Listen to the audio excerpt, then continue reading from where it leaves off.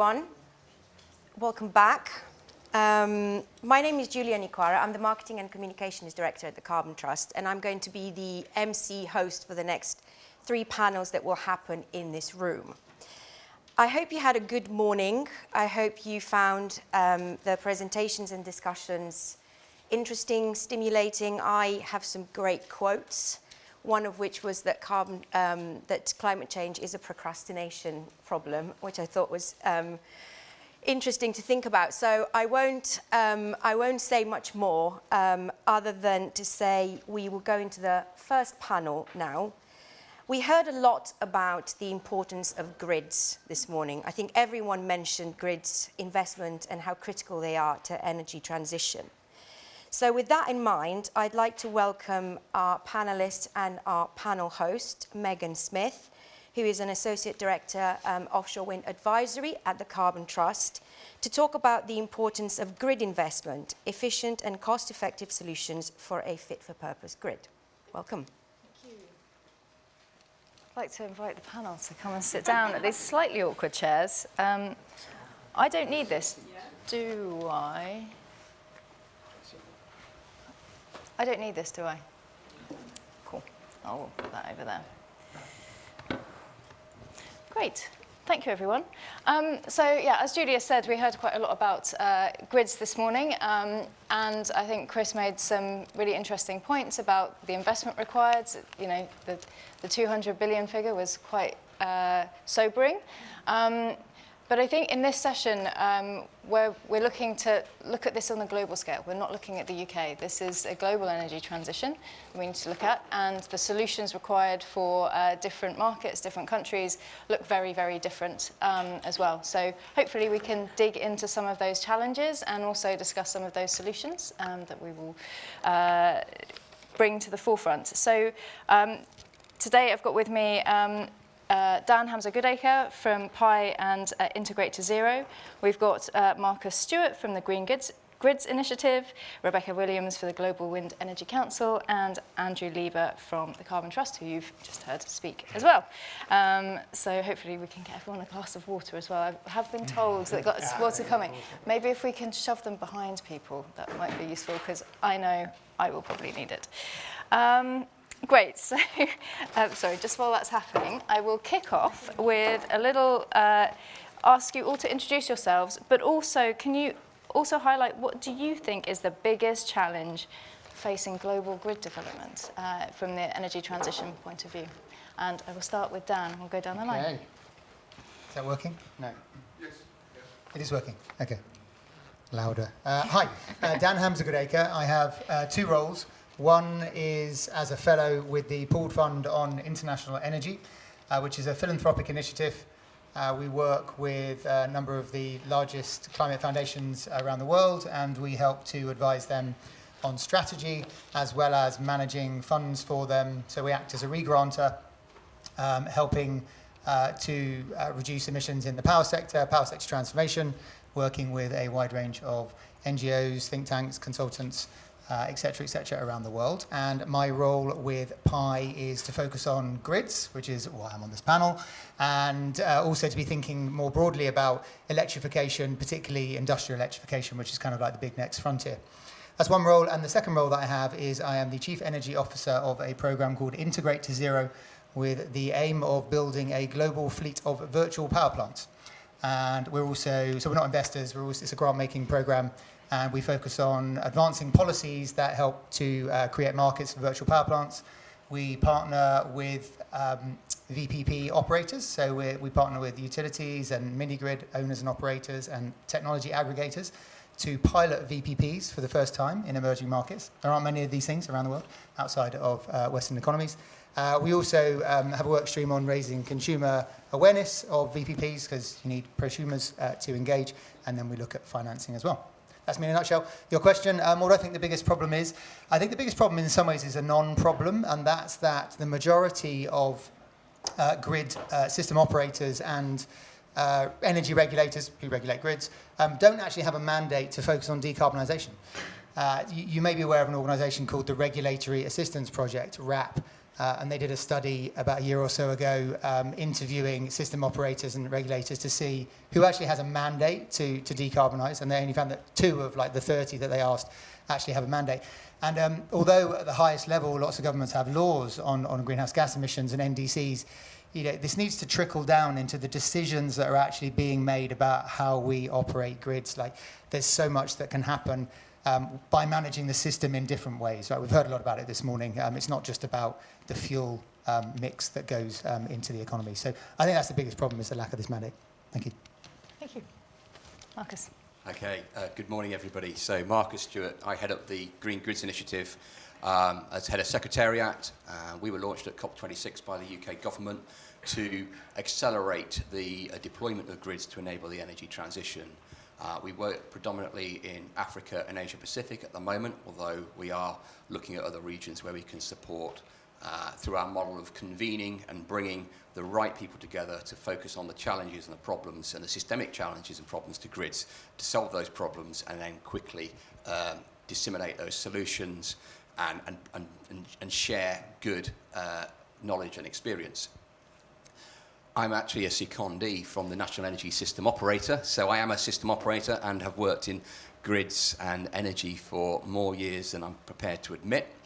But I would say, in answer to the question, I've got 3 priorities really, which I'd like to cover, which is probably a bit of a cheat. But I think the big one is, the grids have been a Cinderella in the energy transition for way too long. We're probably 10 years behind where we need to be in terms of focus on grids.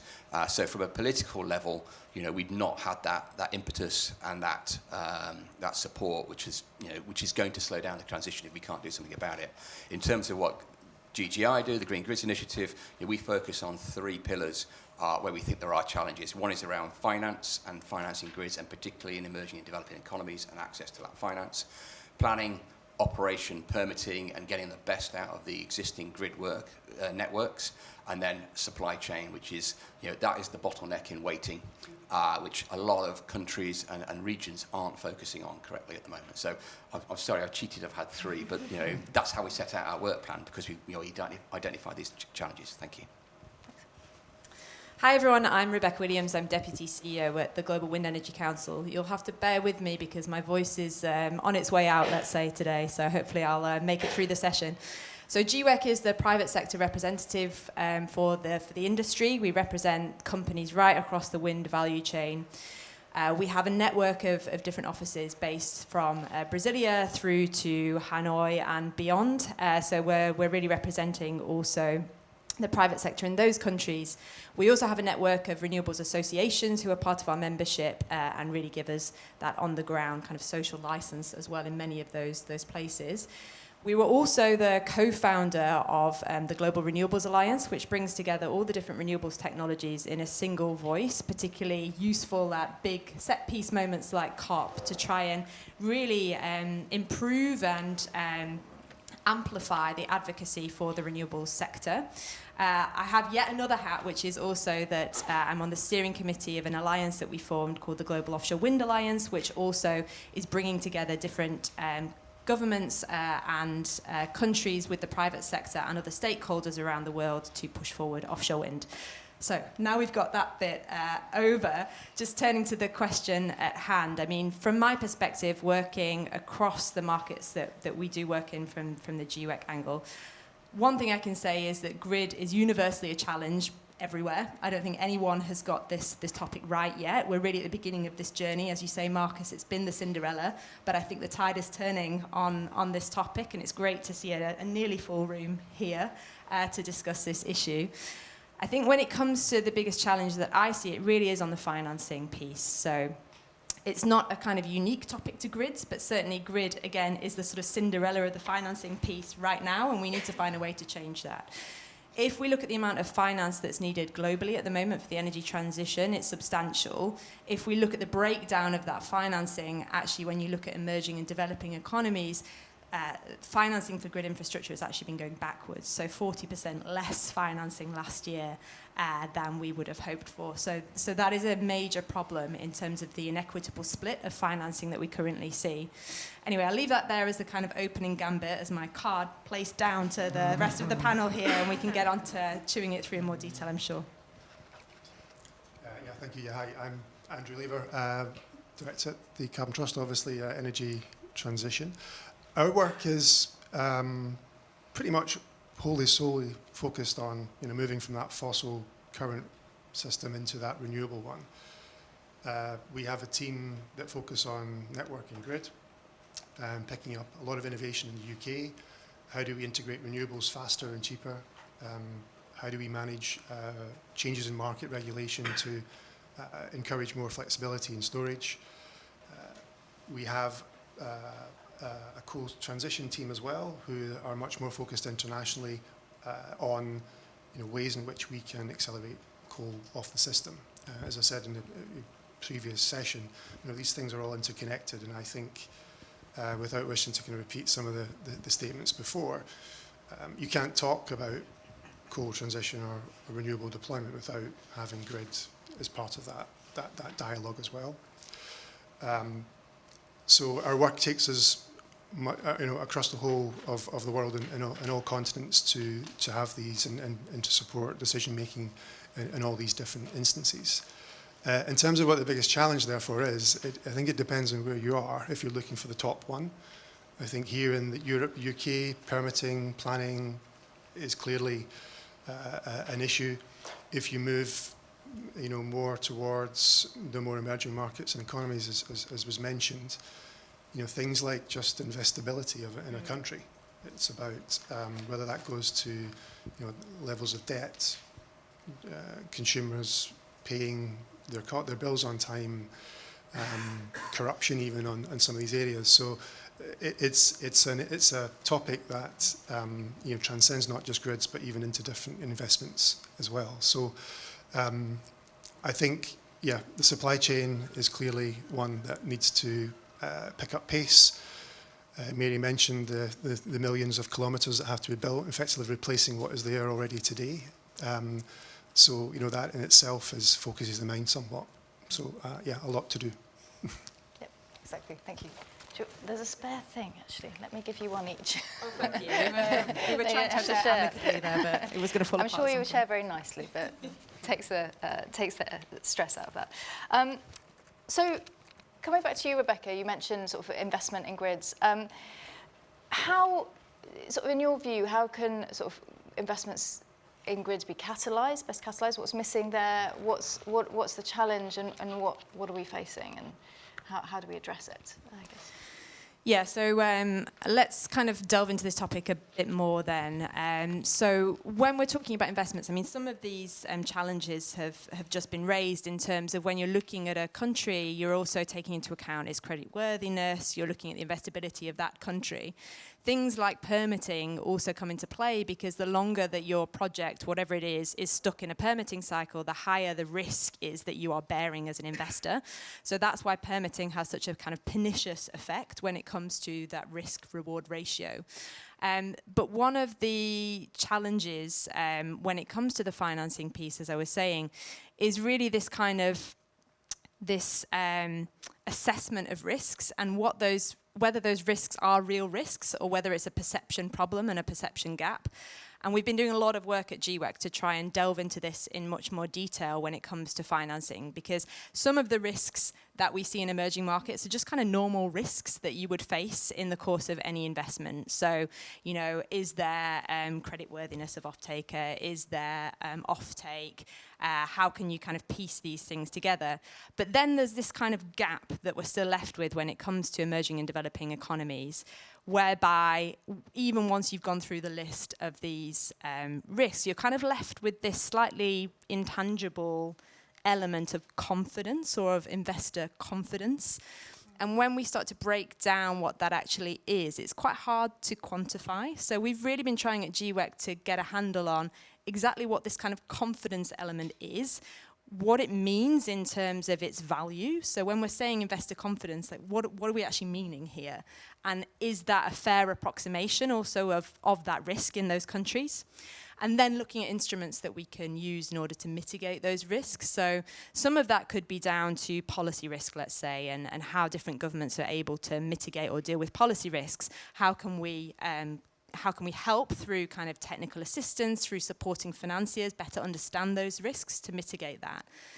But then there's also risks that we would need to look at different financial mechanisms, taking investors on a journey, but also really delving into those different mechanisms and coming up with things like blended finance stacks, which we could also discuss in a bit more detail. But that's the work that we're doing at GWEC to really get to the bottom of what we're meaning by risks and looking at the financing piece in a very specific and kind of project-led way.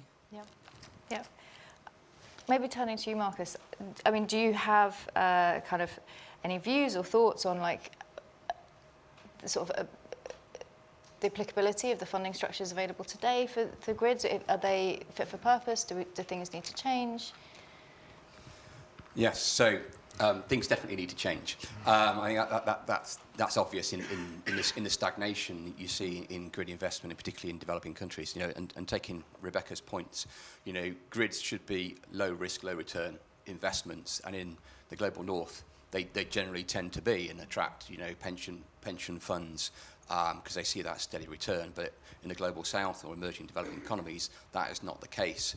And one of the things that we identified through the Green Grids Initiative is that, you know, in order to, you know, de-risk some of those projects, you need to look at the regulatory environment and have secure forms of revenue. And I spend a lot of my time talking to governments and regulators and system operators about different, you know, sort of regulatory models that, you know, might be applicable to enable, you know, private investment into grids. But the other side of it is that, you know, it is managing that risk and that perception of risk. And, you know, concessional finance has a role to play in supporting that. And what we discovered is that under current taxonomies for concessional finance, around 60% of grid projects in economies in transition would not be eligible for that.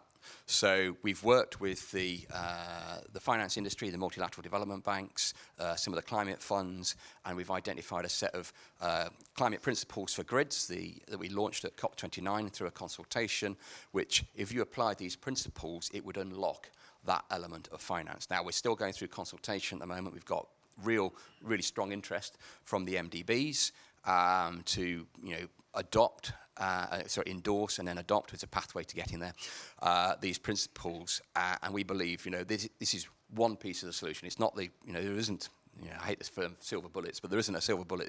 There's lots of bits that you have to chip away at, and this is certainly one of them. And, you know, we've done this by bringing the right organisations together. We've got a very clear problem that we're trying to solve, and a will to solve that. And, you know, I'm hoping later this year that these will be adopted and that will start to unlock some of these projects. So, you know, that in itself should be a catalyst to help bring in private finance, which is much needed because, you know, as we identified, we need a huge increase in the amount of grid investment, you know, $300 billion per annum to $600 billion per annum by 2030. You know, that's a monumental step up, and, you know, trying to, you know, find a way to make it easier for investors to invest is you know, is part of what we're trying to do and part of the solution. Thank you.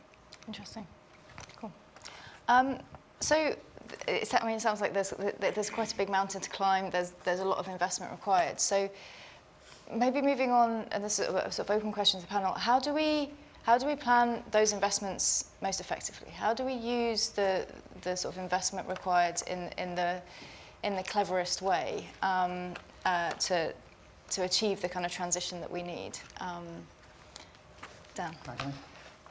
Yeah, I think that's a great question, and I would sort of go even further upstream. At least that's kind of how I look at this, and maybe a different take from the conversation is that I think we need to get really smart around the modelling and the associated cost-benefit analysis methodologies. That, like, so what are we financing, right? So we heard this morning from the chap from Octopus. Ultimately, we're interested in energy services, like more than we're interested in electrons. And I mean, traditionally, we've obviously kind of looked at build, and we've modelled in a, you know, command and control energy system with a few power plants, with electrons flowing in one direction. And now we've got this electricity system that's emerging. It was an energy system of which the electricity system is a subset, but it's the largest part in future, we think, right?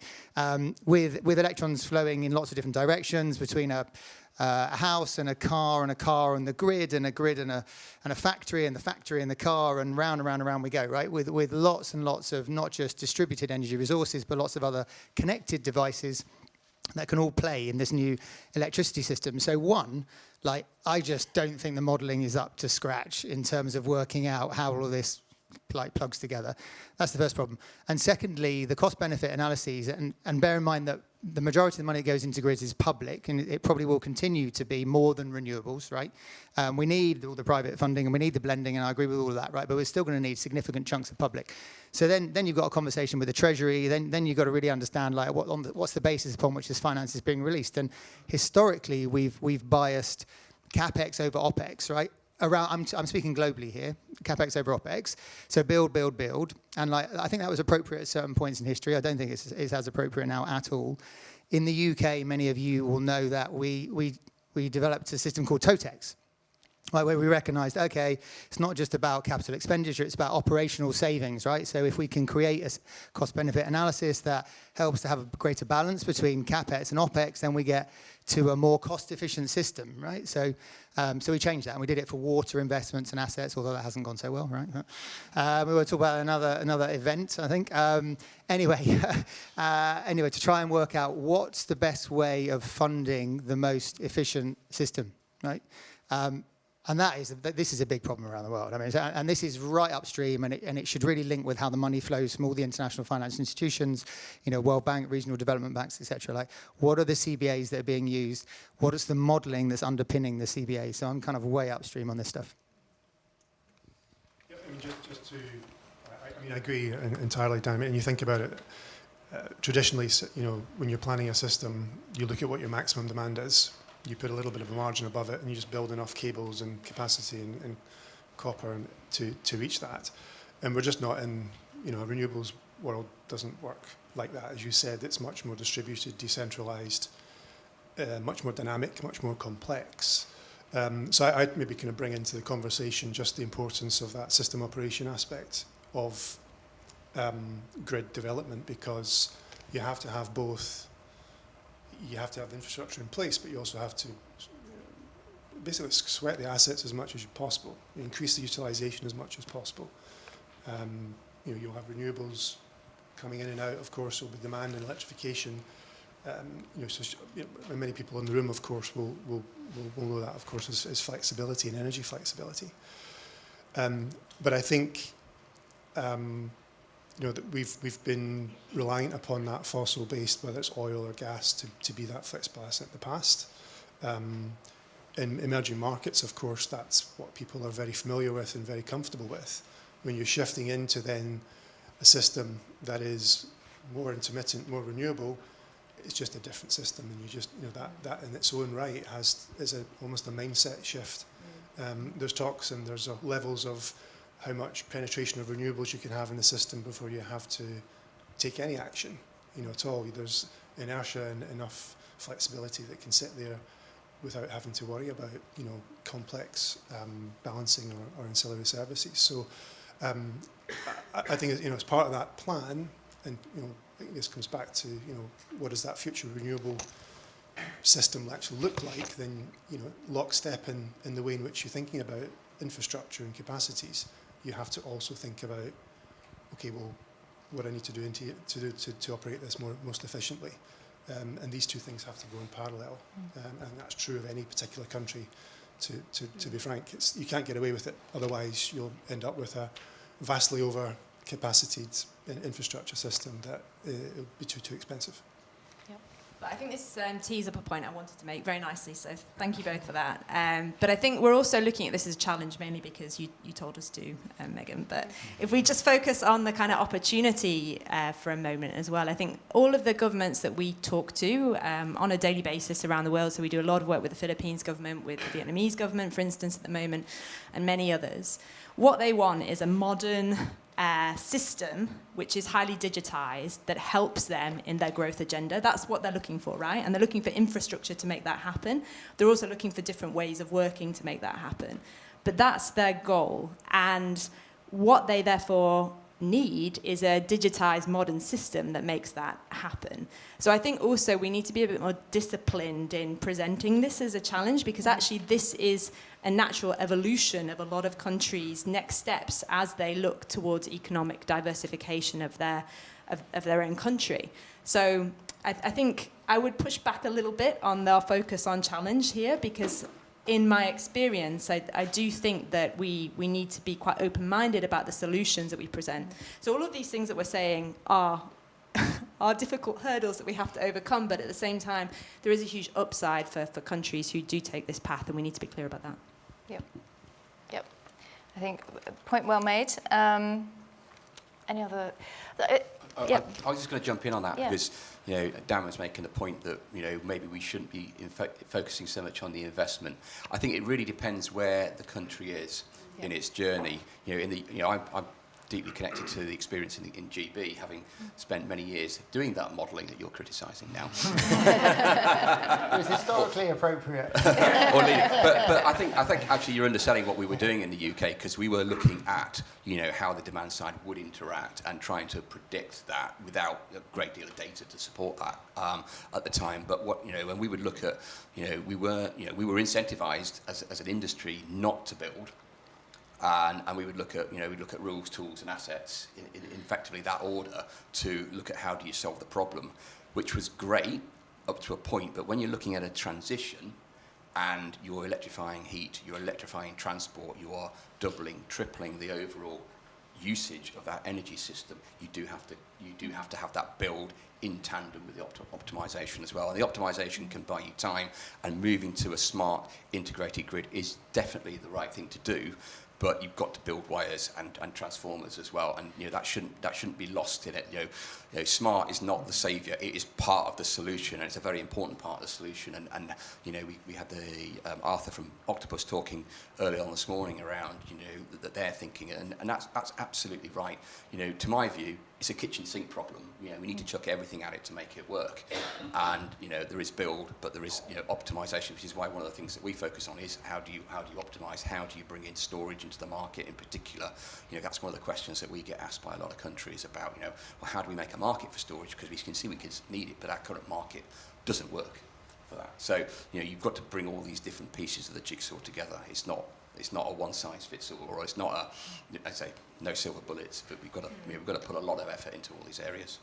Yeah, and you mentioned the sort of differences between markets, and I'd just quite like to sort of jump onto that point. And again, I ask the panel, where do you? Because I think we can often talk about these opportunities as sort of on a global sense, but actually a lot of the solutions and a lot of the sort of progress that we need to make are very market specific. So what do you see as the sort of main differences between the countries and all the different markets that global markets, and how can we best make sure that we're sort of learning from each other and sort of applying, not doing bespoke solutions where we don't need to, and yet also recognising that everywhere is different and there are individual challenges everywhere we go.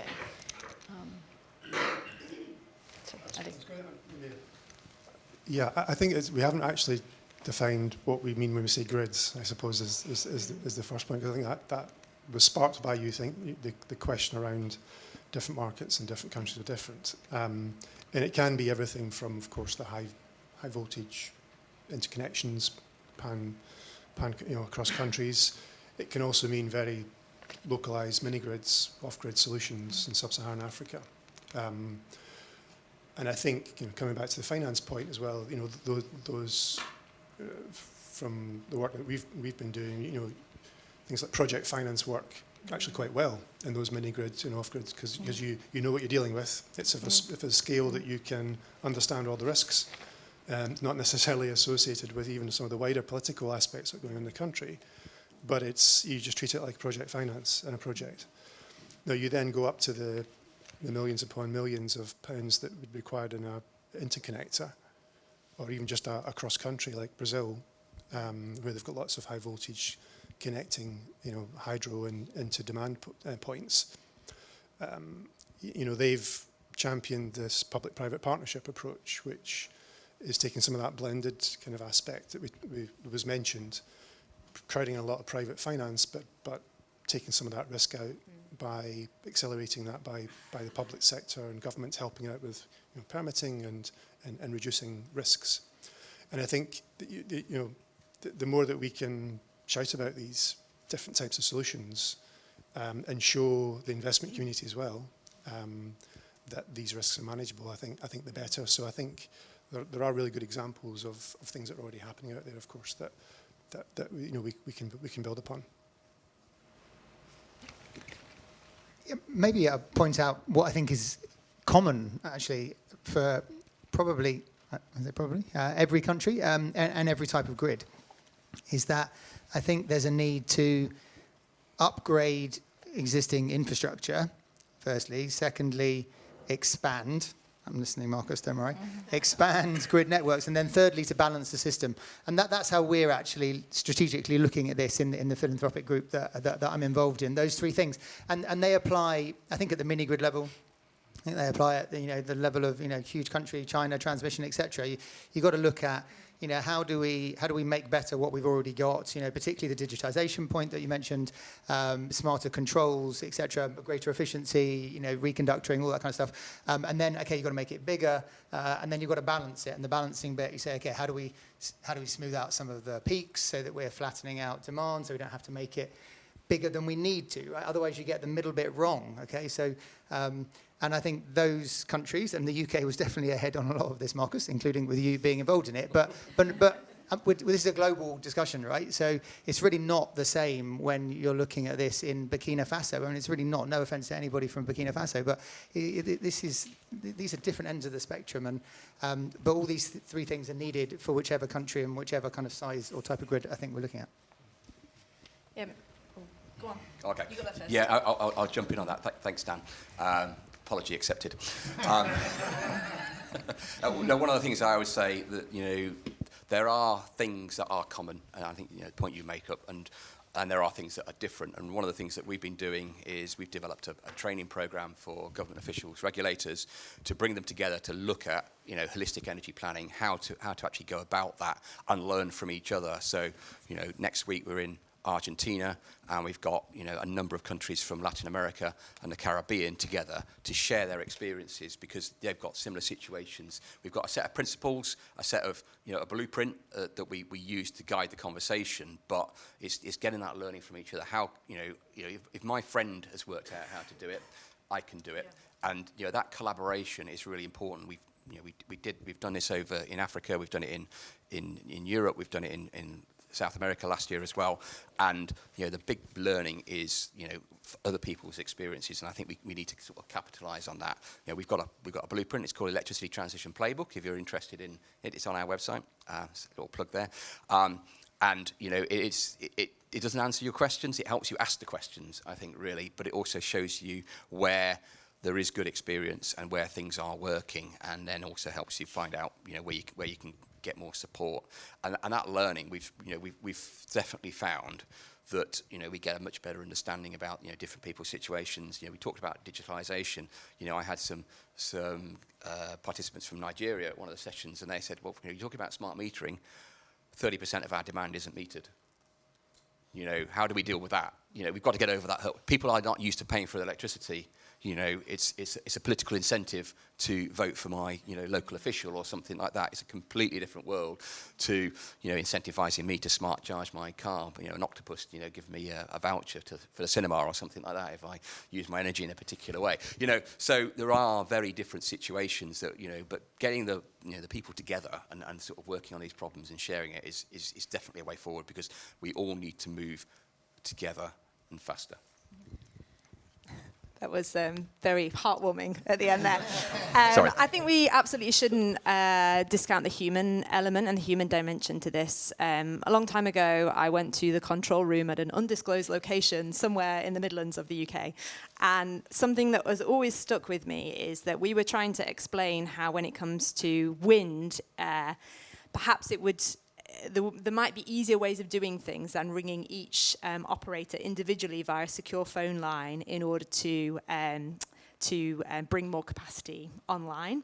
And we got into quite a big discussion with this with some of the control room technicians, because the way that things were set up was to just ring a huge fossil fuel plant and get them to shovel a bit more coal or into the furnace, or turn the tap on in terms of gas. So the mindset shift of how you did something different around renewables and what they represented was was huge, actually, and it required those people to kind of go on a journey and to themselves do something different, which is always harder than just doing the status quo. So I would really endorse what Marcus is saying here around kind of peer-to-peer learning of people who speak grid, because we're all here trying to do a good job of sort of translating between these worlds today, but there is definitely a world of grid, and if you're not in it, you're probably not going to understand the kind of interface there. So, yeah, just endorsing that. I mean, just back to the comment about different countries and different challenges. Yeah, there are things that are always the same, really, and I think there are solutions that we can certainly draw on, and good practice and examples from the rest of the world as well. I think, we're here today also thinking about the role that the UK can play as a climate leader, and that's fantastic. But there are other climate leaders out there with other good examples of how to do grid well, and it's really important that we do collaborate across the globe and really think about the alliances at this moment that we're also forging. I think that's a really important point and shouldn't be underestimated.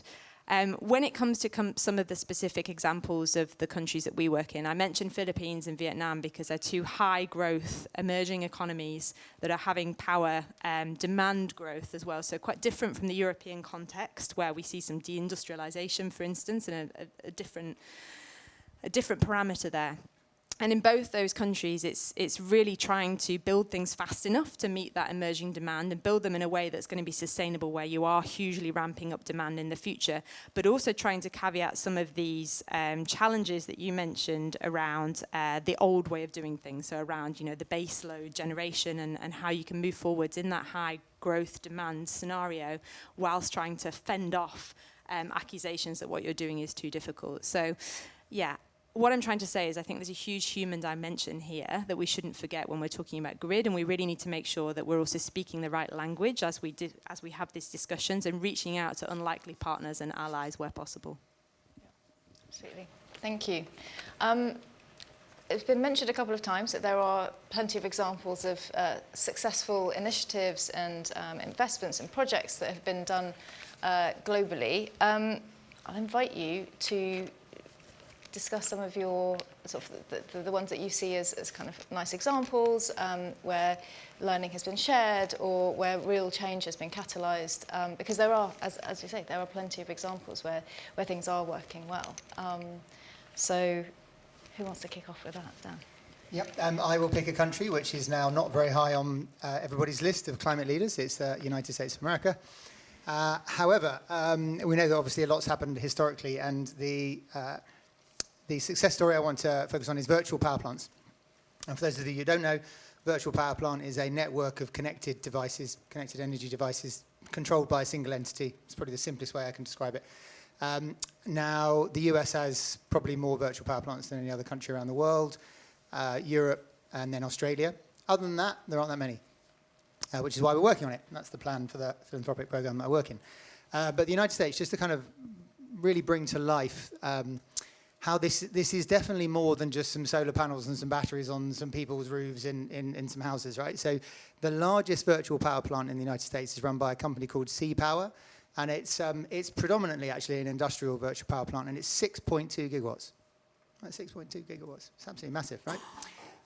The same VPP kept the lights on a year and a half ago or so. They had a big storm in America, Storm Elliott, and it provided 50 gigawatt hours of electricity, powering 1.7 million homes when the gas peaker plant went down, which is almost the opposite of what everybody thinks actually would happen in terms of reliability. So US DOE, at least they were, hopefully they still are, really quite on top of the game, commissioned some research into VPPs. They estimated that if the US tripled its VPP capacity between now and 2030, they'd save 10 billion in grid investments for the same outcome. Save 10 billion every year, right? So I would suggest that most countries need to do some similar calculations. And then the fourth data point I just want to share is consultancy group called Brattle Group, who do a lot of energy analysis. They estimated that the VPP model would be 40 to 60% cheaper for a utility than other options for resource adequacy. 40 to 60% cheaper. 40% cheaper than the gas equivalent. 60%. I can't remember. They compared a few different scenarios. So in some ways, I say hats off to the United States. Definitely doing some amazing things on VPPs. I think other parts of the world have got huge opportunity space there, for innovation and replication, etc. Okay, I'll jump in. I mean, I think there's some interesting things happening in India. They've got these green energy corridors where they're incentivizing the development of renewables at one end and the corridors to actually build and accelerate the transition connection to sources of demand at the other end, and they're putting together these long-term concessions that enable to do it and fast-tracking that planning. And they are building grids faster than we are building them in the UK. There's no doubt about it. So that's one interesting area. When I look at financing for grids, we've done some really cool stuff in the UK for de-risking interconnectors through the cap and floor regime, and that is something that the UK, that model is being sold internationally, and that's one of the things I get to talk about a lot. But there are other countries doing similar things in Latin America. Peru, for example, run 25-year concessions for grid, and they go through an auction process, and they've actually seen a significant decline in what the expected cost was to the actual cost of those projects by going through this competitive line-by-line process, and that's one of the models that we highlight in the work that we do. And then there's other countries that are doing really well on sort of the holistic planning side. So Costa Rica, for example, have been they're a very high renewable country at the moment, and their transition started in the 1930s or something like that. They've been doing it for a long time, but they're actually at a transition now because they need to decarbonise transport, and they've identified that by bringing transport onto the grid, it's going to be a major problem. So they've run through this program that one of our partner organisations operates called Data to Deal, and it was a trial for that where they've actually used good transparent planning processes, lots of stakeholder engagement, and developed an energy plan, which then they can actually take to the financiers to de-risk and effectively finance. And I can't remember the number off the top of my head, but it's in the sort of the low $1 billion worth of finance that they've managed to bring together to underwrite their transition. So there are definitely good examples out there, and it's not just the UK who are leading the front, but we are doing quite well. And having Clean Power 2030 and the mission approach is a great example that we will be sharing internationally. Thank you. I mean, Marcus kind of has to say that, but I would agree that the UK is doing quite well at some of this stuff. Most of my examples were stolen, but I will chuck a China one in there, in the sense that China has done very well at having self-balancing provinces when it comes to grid infrastructure. So if you look at a province level, they've managed to integrate lots of different forms of generation across the renewable spectrum with storage and have basically 24/7 self-balancing provinces. Not everyone, obviously, not many countries can replicate the scale that China has got going on. So that's definitely an example that could be kind of ported in at a smaller scale, perhaps. But also I would agree that India is making very good strides in this as well when it comes to these green corridors that you mentioned, Marcus, and there's many more. Great. It's like a competition, isn't it, to see who's good? And you're last. Yeah, I know. That's the benefit of sitting at the end or not. I mean, a couple jump into my head. I mean, coming back to the UK, the work that we did a few years ago, looking at the value of flexibility in terms of getting to net zero, was such a impactful in terms of just putting a number on it. It was like 10 to 16 billion pounds saving every single year off the cost of the energy system, which of course would filter through to bills. That's the value of integrating this and operating it efficiently. As you heard this morning, as was mentioned with regards to Clean Power 2030, there's a substantial amount of demand side flexibility that's being relied upon now to reach that 2030 goal. maybe slightly further afield, but still within Europe, I think, and we've not touched too much on supply chain today, but I think what TenneT are doing with regards to procurement of their offshore HVDC transformer units, is it 24 gigawatts or there or thereabouts, have basically just said, to the market, we need this capacity. We want you to come on board and help us design what the right specification of it should be, working with the supply chain, and just that clarity and efficiency to have a target and then work with the supply chain to achieve that, I think was really smart. And maybe there's some lessons there that we can take in terms of the pace that we need to really partner and with some local and indeed multinational kind of OEMs. Fantastic, thank you. We have about 5 minutes left, and a few questions have come in, so thank you to those who've put them on the app thing. And funny you should mention, Andy, one of those was about supply chain. So how do we grow the supply chain? How do we enable the supply chain to meet the demand for the sort of infrastructure growth that we need?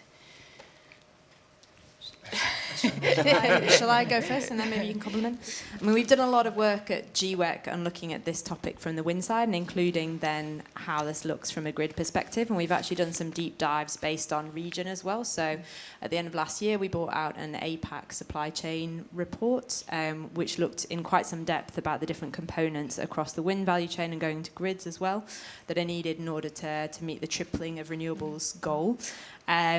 Pretty much everywhere we don't have enough supply chain as it is, as Andy was alluding to, I think. And one of the key things that we see as being very necessary is that having that visibility over forward pipeline in order to make that investment case easier and to de-risk and to make that stronger. But I think the other key thing that I would want to say to this group about supply chain is that from the GWEC perspective, I mean, we truly believe in a globalized supply chain. And that is necessary in order to keep costs down to meet 1.5 degrees or to have any hope of getting anywhere near that. And so anything that infringes the ability to grow supply chain, to trade across borders as well, is not good news for our ability to meet those climate goals and climate targets. So I would be really happy to share the links of those studies with Carbon Trust, and maybe you can disseminate those as part of the notes. But otherwise, please just go onto the GWEC website and you can see some of that work broken down in full. I'll have a copy of that report, please. Yeah, absolutely. The supply chain is going to be a challenge at the moment. We've been looking at HVDC, for example, for interconnectors, which also, supports offshore transmission as well. We did a report for Asia Pac as well, so we might want to compare notes on that. Maybe we should have talked about that. Yes. Well, it was anyway. But that identified for the ASEAN power grid that there was clearly insufficient capacity to deliver that, and even a reliance on getting that capacity from China was going to be a challenge because the Chinese demand for that capacity was going to take up most of that capacity. So it's clearly an issue. One of the things that we do, I mentioned we've got 3 pillars. One of them is supply chain. We work in partnership with an organisation called UNETSA, which is the Utilities for Net Zero Alliance, and we issued a white paper at New York Climate Week last year, identifying basically industry's asks of government around supply chain. And to summarise some of those things, one is enable free transfer of assets, working together on standardization and interoperability of some of the technologies, because if you can effectively plug and play between different manufacturers, everybody can increase their capacity. And the other thing was, long-term certainty. So the TenneT example that Andrew mentioned is absolutely. They come back and said, "Yeah, do us a TenneT deal. We'll mobilise. We'll be able to increase our factory capacity. We will be able to, contract with our supply chain to deliver that." Now, not all countries or regions can do that, but that's certainly a model that the supply chain will snap up and say, yes, we'll work with that. And I think in order to replicate that kind of model elsewhere, I think countries and system operators or transmission owners need to get together and put together long-term plans, but also almost like a buyers group that can work with the supply chain, and because the traditional contracting method doesn't work anymore in the timeframes we've got, you know, and so, you know, turning it on its head, looking at different ways of doing it, so you can secure that supply chain. Because in order to scale up, and I know I'm taking too much time, in order to scale up, you know, they need the skills. There's lots of things that they need to invest in. It's not a thing you can switch on overnight. So having that 10-year visibility is going to be really important. Yeah. Great. I'm being given the eye that we're running out of time, so I will wrap up. But I think there were some really interesting points made. I think there was a really interesting discussion. I mean, for me, some of the points that stood out is this market mindset shift of, you know, from the fossil fuel to the sort of renewable energy sort of state of mind. It's a different kind of viewpoint, really. The kind of whole systems approach, the need for this whole systems approach, it's not just about building infrastructure. It's actually about using what we have as efficiently as possible and coming up with innovative ways of doing that. And that will get us there quicker and cheaper as well, rather than just building assets that we might not need. And it was really nice hearing the examples of success stories, you know, virtual power plants in the US, the green energy corridors in India, the flexibility in net zero in the UK, and then, yes, Tenet's example of HVDC procurement, really interesting examples. So thank you, everyone. That's certainly given me lots to think about, and thank you for your time.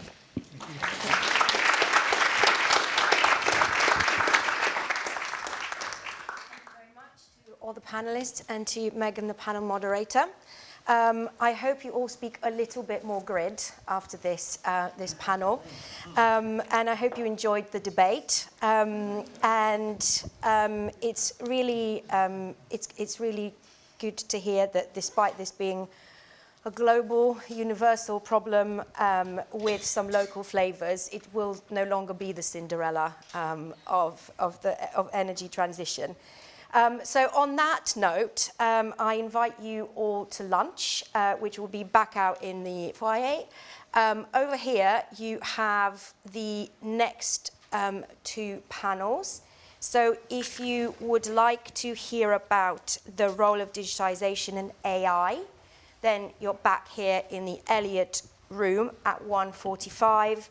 And if you'd like to hear about investing in the transition, so balance between risk and reward, you'll be back in the Piggott Theatre where we were this morning at 1:45. So the session will start promptly at 1:45.